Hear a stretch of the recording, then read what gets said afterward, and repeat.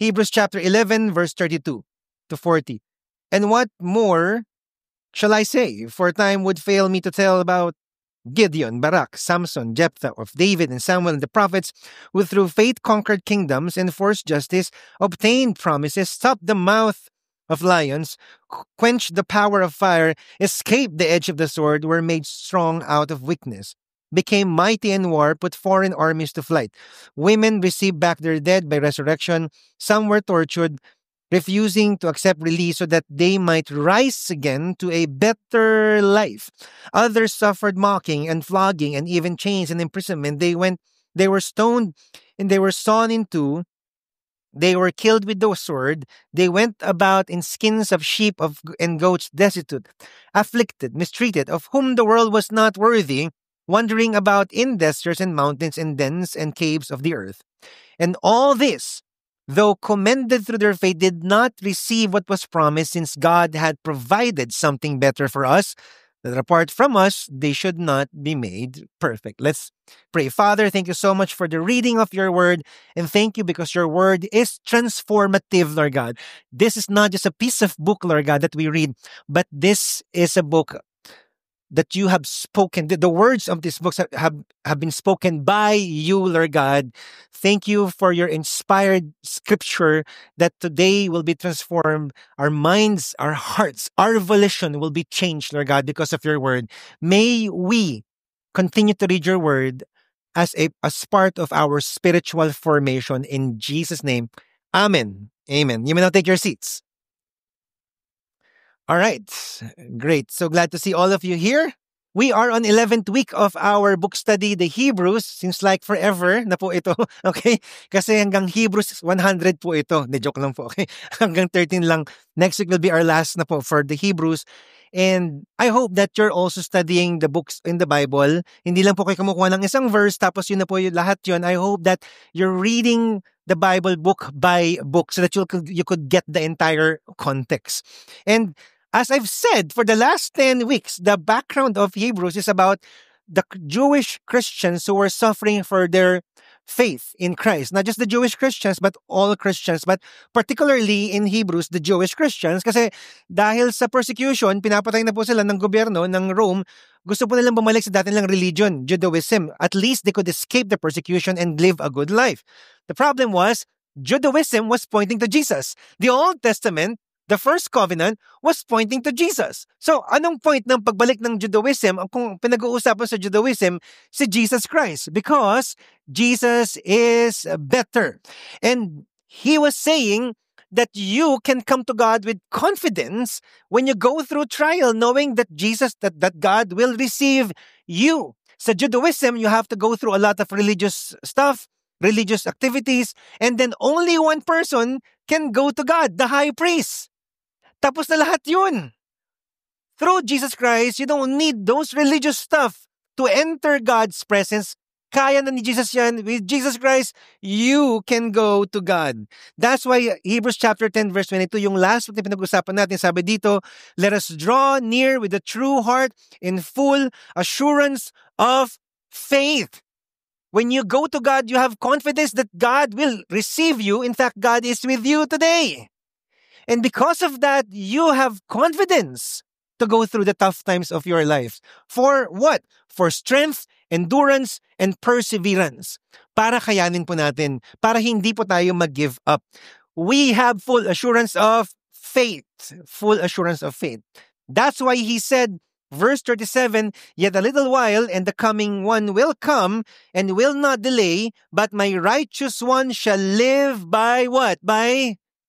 Pakasabi nga sa katabi mo, live by faith. Come on. How many of you here, you are in Christ? You are a disciple of Jesus Christ. Raise your hands. Cinema 3 and 4. If you are a disciple of Jesus Christ, you are living by faith. We're living by faith.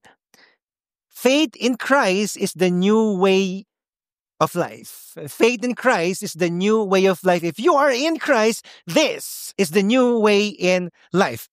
The question right now is this. What does that mean for us, Christians? What does that mean for us? Pag sinabing by faith, what does that mean? Because either we really know what we're saying or we don't know what we are really saying. Pag sinabi nating live by faith, sometimes some Christians think like this, by faith lang yan. Or is it a spiritualized version of bahala na? Have you ever said those words? Have you ever heard those words from someone? By faith lang yan. Tapos pero actually, it's a spiritual version of bahala na. Pag bahala na, ibig sabihin, hindi mo pinag-iisipan. Tama ba? Pag bahala na, tinatamad ka na lang talagang mag-isip. That's not faith because faith is not blind. May reason po ang faith. Are you here? Sometimes we hear this word, faith in the promises of God. Let me ask you a question. Cinema 4 and 3, taas kayo na kami sa Cinema 3, no? How many of you here believe that God has a promise in your life? Come on. Yes. God has a promise in our lives. The question is this, anong promise yun? Sometimes we claim those promise, ang problema, yung promises na yun, binigay sa Israel, tsaka sa mga kinausap ni God sa Bible. Are you here? So, do we really understand when we say, have faith in the promises of God? Faith in what? Na magkakaroon ako ng jowa? Oh, parang ganon. Is that what we're saying? Number 3, faith is like law of attraction. How many of you know the law of attraction? When what your mind could conceive, your body could achieve. You could be one with the universe, modern day called manifesting. Are you here? Parang ganun parang positive thinking lang talaga siya. By faith, by faith, by faith, by faith. Ano ba yun? That's not what it means. Because in the end, we are frustrated and more doubtful of our faith in God kung ganito ang perspective natin sa faith. Are you here? That's why we'll say, hindi naman natin si God eh. Ang tagal ng answered prayer ko. Ayoko na dito kay God. Because we have a different understanding of faith. So my question for us today is this. Is living by faith, living a life to trust God so that you could get anything you want, or just simply living to trust God? Period. That's what we want to answer this morning. So how did the author unpack the answer to this question? Number 1, living by faith is living as citizens of God's kingdom. Citizens of God's kingdom while still living on earth.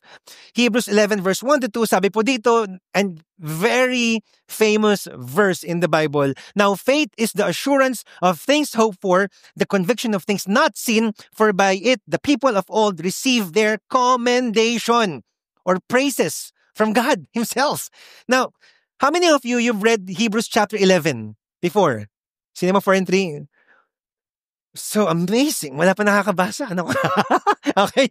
The Hebrews 11 is the Hall of Faithers Award. Okay, di ba?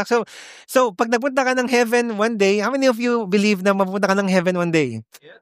Pag-uusapan natin yan sa End Time series natin 2 weeks from now. Ano bang itsura nun, no? But can you imagine that God is commending you for your faith? Parang, now these guys were the Hall of Faithers Award. If there's such thing, the model of faith. Sino-sino ba to? I categorize them into this group.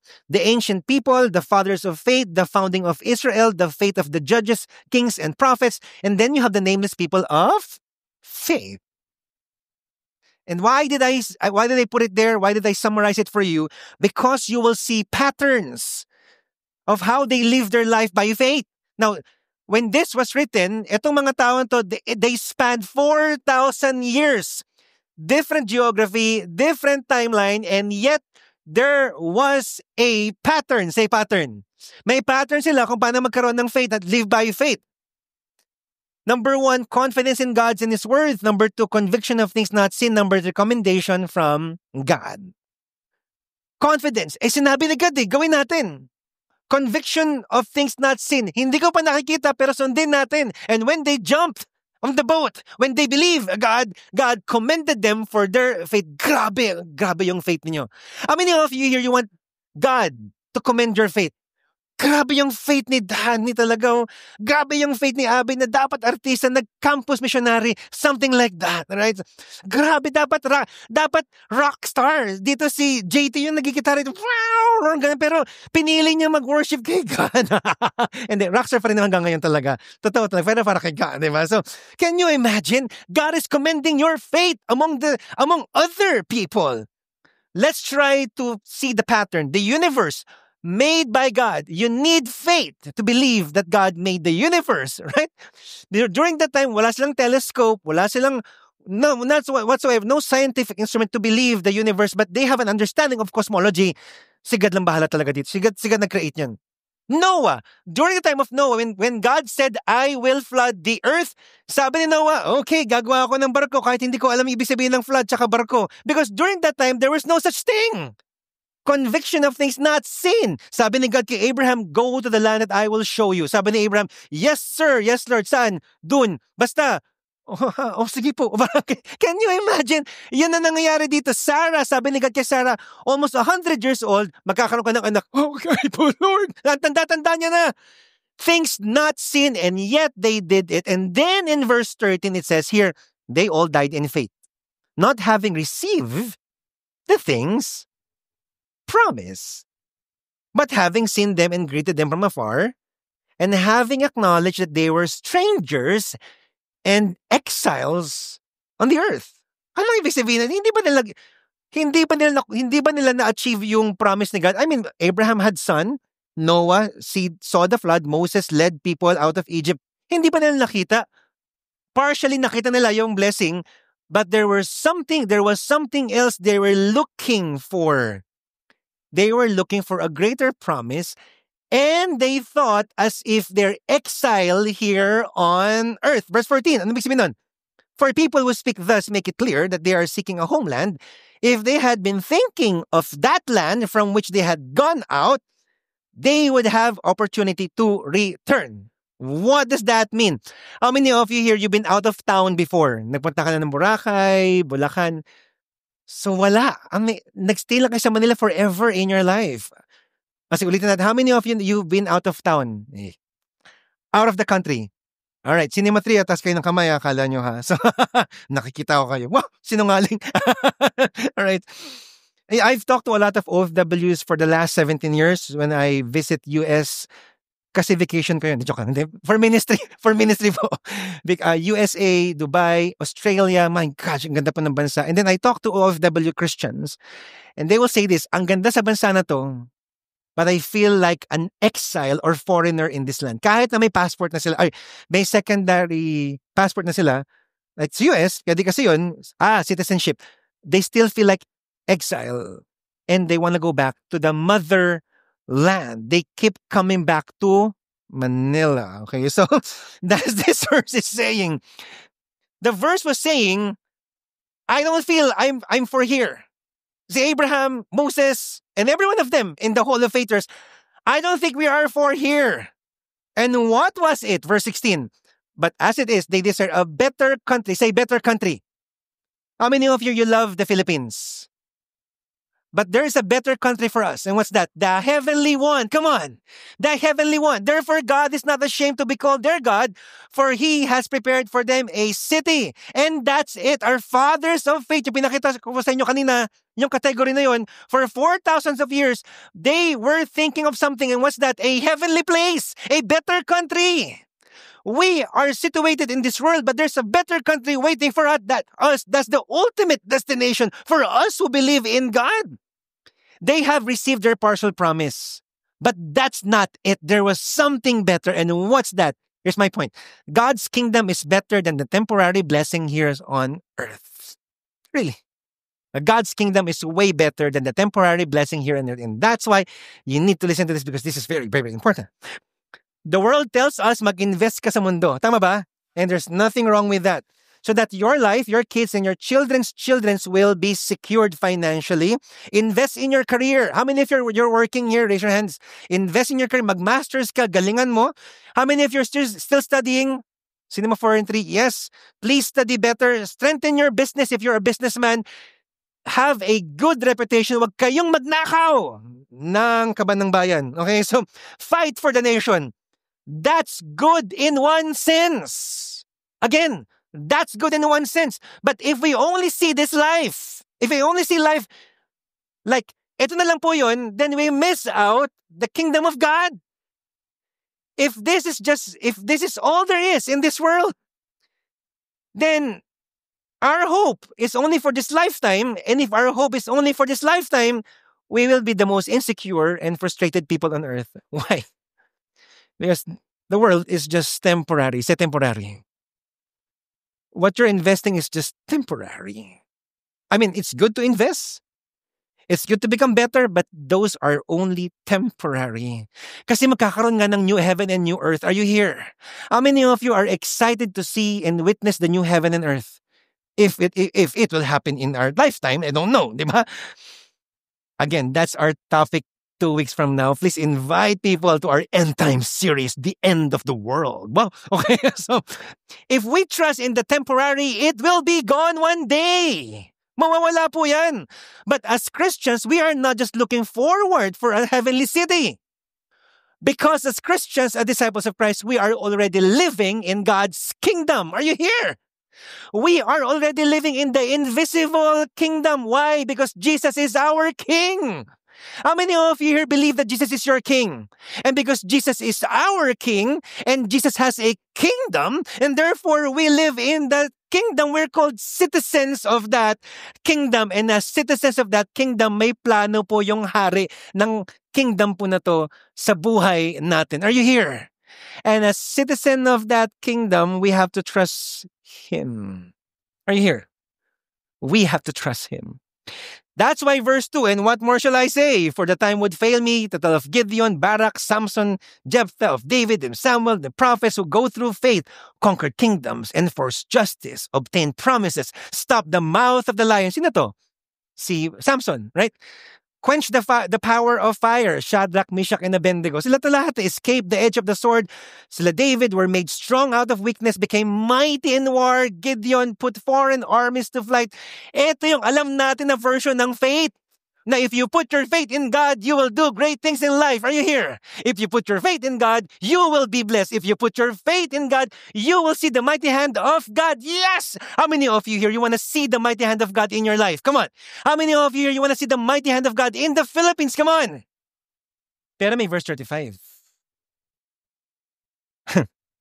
Women received back their dead by resurrection. Some were tortured, refusing to accept release, so that they might rise again to a better life. Others suffered mocking and flogging and even chains and imprisonment. They were stoned. They were sawn into two. Can you imagine? Their bodies were divided into two.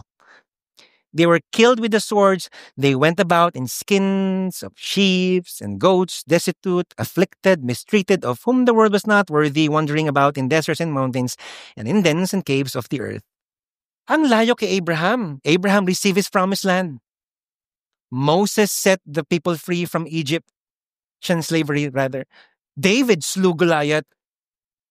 Shadrach, Meshach, and Abednego and Daniel survived the fire. Bakit ito mga namatay? May faith sila kay God. Verse 39, all this, though commended through their faith, did not receive what was promised. And that's what I'm talking about. Because our version of faith is this: I put my faith in God, Lord, answer my prayer. Paano kung hindi? Sabi ng isang prosperity gospel preacher have faith in God, yayaman ako Sabi niya yun. Hindi nga totoo. Okay? How many of you believe that God can bless us? Raise your hands. Of course, He's our Father. In fact, He already knows what you need. But what if His will is not for this lifetime for you? Will you still have faith? Are you here? Now, this verse is not saying that that you will not be blessed here on earth. Okay? The verse is not saying that God will not provide for you here on earth. What this verse says, or just saying, is that there will come a time that your faith will be tested. That's what this verse is saying. And when your faith is tested, will you still have faith in God? No. So I want to make that clear. God is in the habit of blessing His people. Really.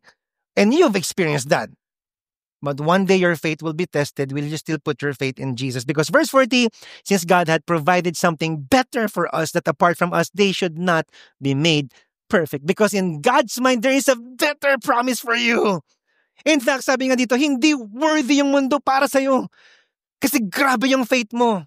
MJ, kinuha ng wag mo na. Okay. Pero can you imagine that that's how God thinks? He thinks so differently. Hindi worthy yung buhay mo sa mga taong ito. So kinuha na lang ni God to, and yet they died. But still, they had faith. Therefore, living by faith is trusting God for more than the blessings, but for who He is and His words.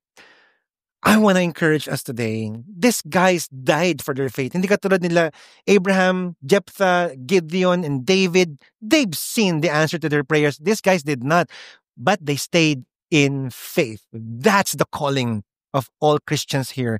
Living by faith is, Lord, I'm going to trust you, Lord God. I'm going to wait on you. I'm going to endure this, Lord God. Bahala na, Lord. Pero Lord, magtitiwala ako sa iyo. Are you here? Live by faith. Number 2. Therefore, living by faith is looking to the King. If we're citizens of the kingdom, let's look to the King. Lord, bahala ka na sa buhay ko, Lord. It's not laziness. It's that you're going to do something, but Lord, your end of the rope, you're holding me, Lord God, and you're not letting me go. Chapter 12, verse 1. Therefore, since we are surrounded by so great cloud of witnesses, let us also lay aside every weight and sin which clings so closely, and let us run with endurance the race that is set before us. I was a track and field athlete when I was in high school. Really. I feel like even if I run today, parang I still have it. Kasi na-train talaga yung katawan kong tumakbo na mabilis. I was high school way back 8 years ago. Okay, so, joke lang pa, 9 years ago. Okay, so, wala naniwala. Okay. When I was third year high school, I lost the competition. But I trained harder, disciplined myself, and for those of you who know, nag-upgrade po ako parang si solo leveling. Okay, so nag-upgrade ako, bumilis ako. Fourth year, nanalo po ako. 100-meter dash, 200-meter dash, 400-meter dash. Okay, so I was fast, really fast. Pero nakaka-pressure po because my parents were there, my siblings were there, kuya, ate, and they were cheering for me. Kaya mo yan! So okay lang sana kung sila lang. Kaso po, ang daming nanonood sa stadium. Mga friends, schoolmates, classmates, pati yung friends, family, schoolmates, classmates ng mga kalaban ko po. And they were cheering for their team. Come on! You can do it! Ganon sila. That's what chapter 12 verse 1 looks like. A cloud of witnesses cheering for us. Sino po yung mga yon? Yung chapter 11 Hall of Faithers. Abraham is cheering for us. Umalis, hindi to invalidation na parang sinasabi ngayon no, sa social media, buti pa kami kasi nung bata kami, ito kami ngayon. Kayo, gawin yan. Hindi ganun yun. They were just saying, I left my comfort zone, sabi ni Abraham, but God was with me. Kaya mo yan, Abby. Kaya mo yan, Danny. Kaya mo yan, Paul. Sabi ni David, God was with me when I slew Goliath. You can fight your Goliaths. And Moses said, ay, hindi ko naman gagawin ko nga eh. Pero God parted the Red Sea. Kaya mo rin yan because God is with you. That's what they're saying. They were cheering for us. The cloud of witnesses. Bakit cloud? Because you cannot count the clouds. It's immeasurable. And all of them who died in their faith are cheering for us in that stadium. You can do it! Okay? Kaya mo yan! Ano yung kakayanin natin? Lay aside every weight, let go of sin, run the race. Sometimes there are weights in our lives that are not sinful but you should not be carrying it anymore. False burden. Hindi to para sa akin eh. Hindi ko ito responsibilidad eh. Hindi mo magawa yung plano ng Diyos sa buhay mo kasi meron kang binubuhat. Minsan meron kang toxic friend na parang iwanan mo kaya muna yan. Okay? Again, depende yan sa situation.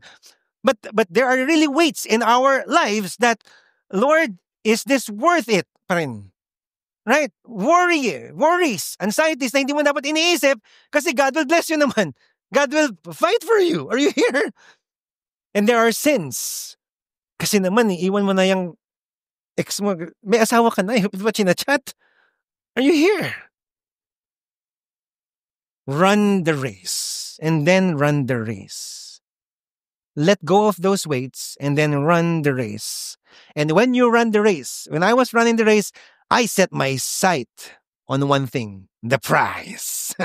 Verse 2, looking to Jesus, the founder and perfecter of our faith, who for the joy that was set before him endured the cross, despising the shame, and is seated at the right hand of the throne of God.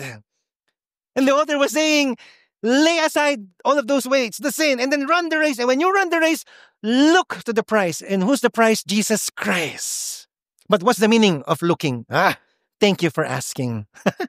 Because the meaning of looking here is this: looking away from all else to fix one's gaze upon. That's the Greek word for look. By the way, no, maybe you're always asked, saan ba niya kinukuha yung mga Greeks na yun? Go to blueletterbible.org and it will lead you to the original words of Hebrews and Greek. Okay. So, it's not just looking to, but there's a decision not to look for something else, someone else, somewhere else. What does that mean for us? You will be amazed. Because this means not even to the cheering crowds and the opponents. The only opponents I see is ourselves, the world, and the devil. Pero the cheering crowds, it's not even Abraham. Ganun ba yun? Jesus only. What does that mean? Sa Greek po, ang ibig sabihin ng Jesus doon, meron po siyang superscript sa taas po ng letter S mo na Jesus or Yeshua. Ang ibig sabihin ng contrast emphasis meaning Jesus only, not anyone else. Jesus only and not Danny. So hindi pwedeng Jesus and Danny. Jesus and money.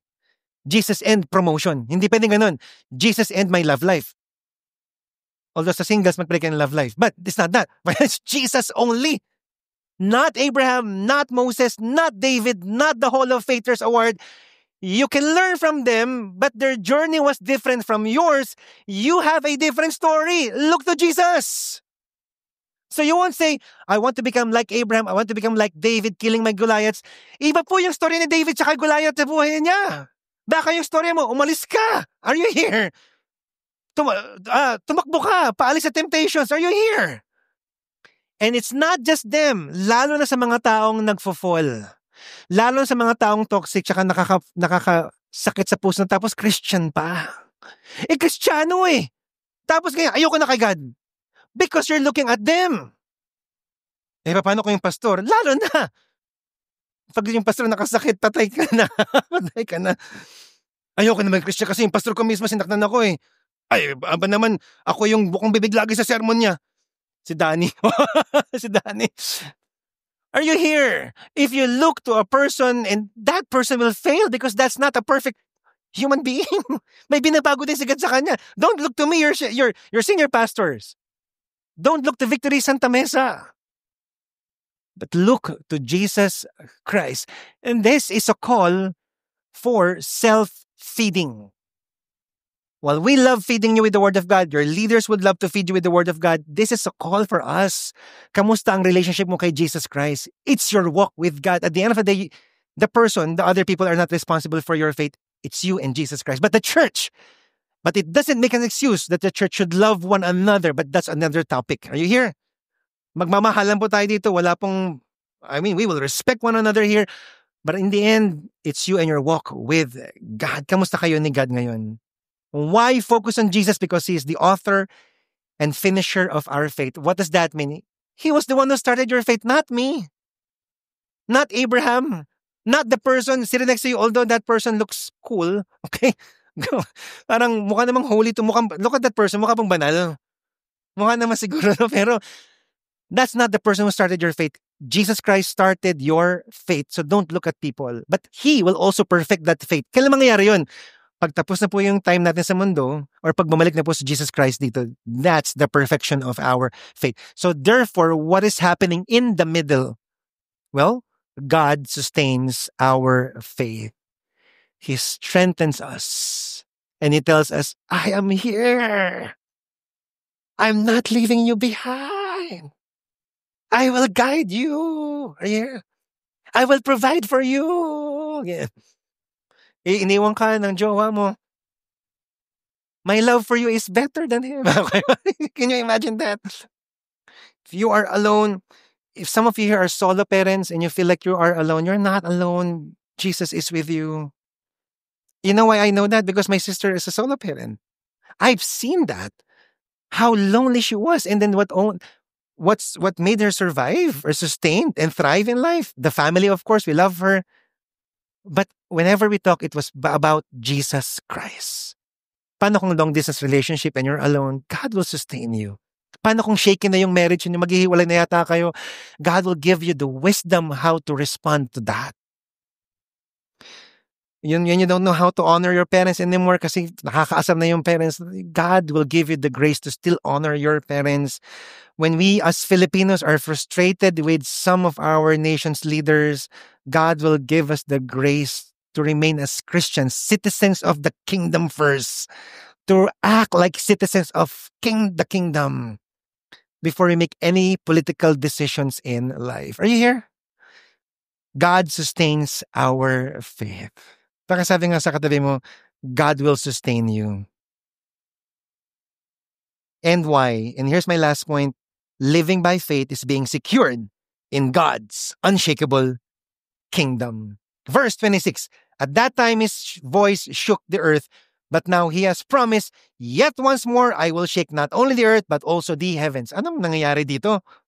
Again, if you've been with us from day 1 to day 10, week 1 to week 10, what were we talking about? The first covenant kay Moses. Kailan binigay yung first covenant? Sa Mount Sinai.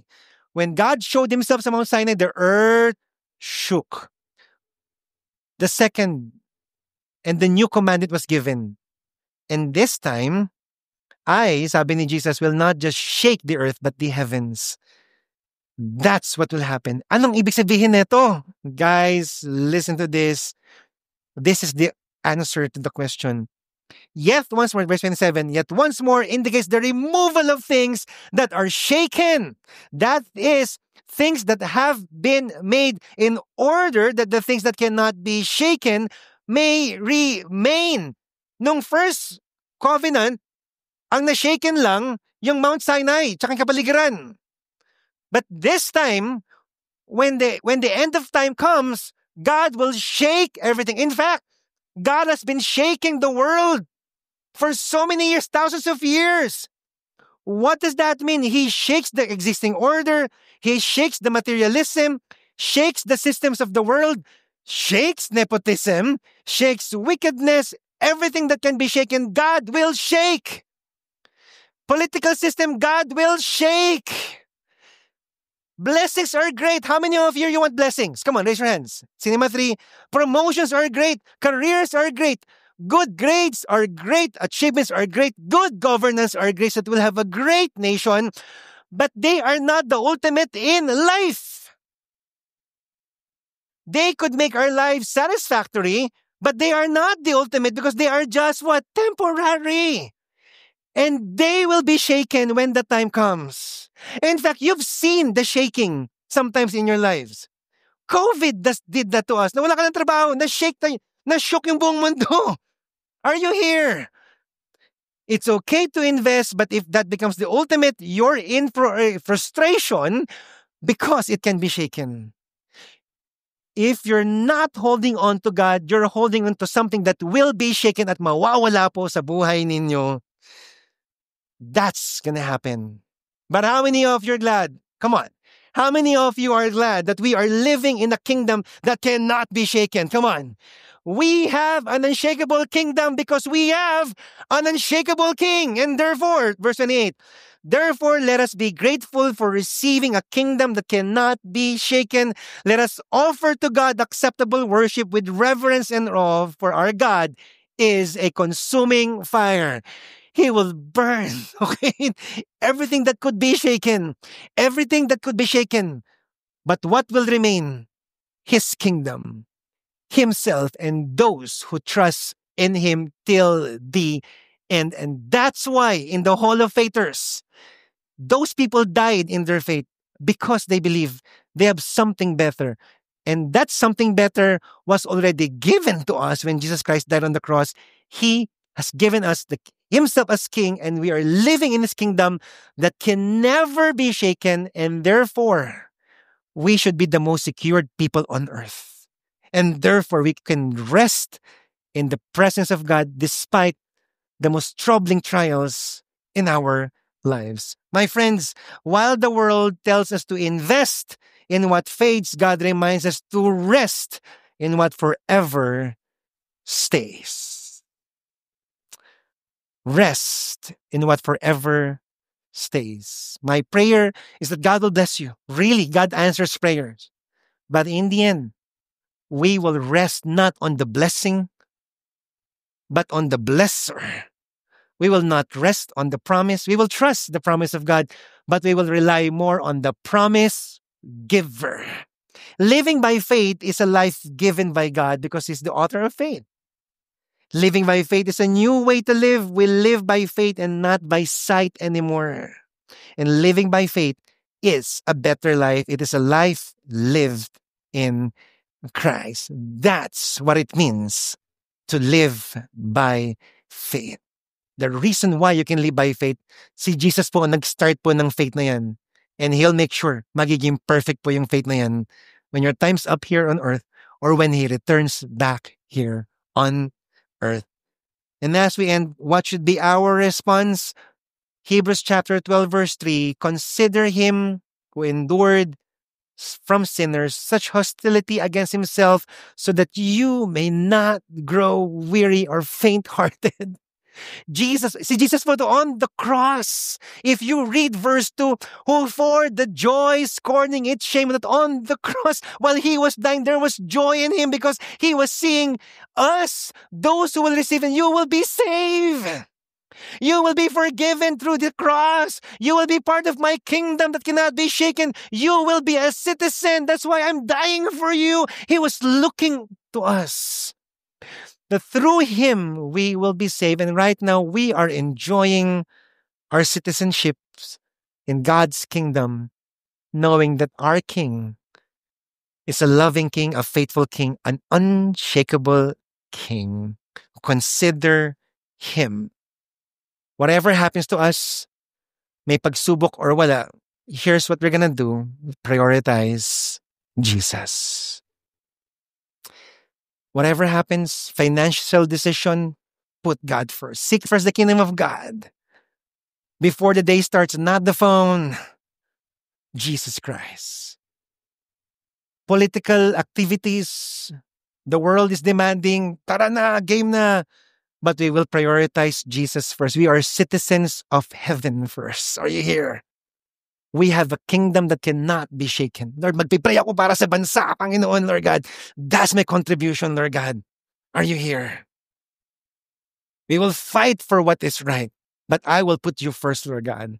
Lord, hindi kami sasang-ayon sa corruption, Lord God. I pray makulong sila. Okay? But we will put you first, Lord God. Are you here? In your marriage, put God first. If you're married here, put God first, please. God will be the one to restore that marriage. If you want promotion, if you want good grades, we want to achieve a lot of things, that's great. But we put God first. Consider Him who considered us. We can have faith, live by faith, because we have an unshakable King and we're living in an unshakable kingdom. Let's all stand.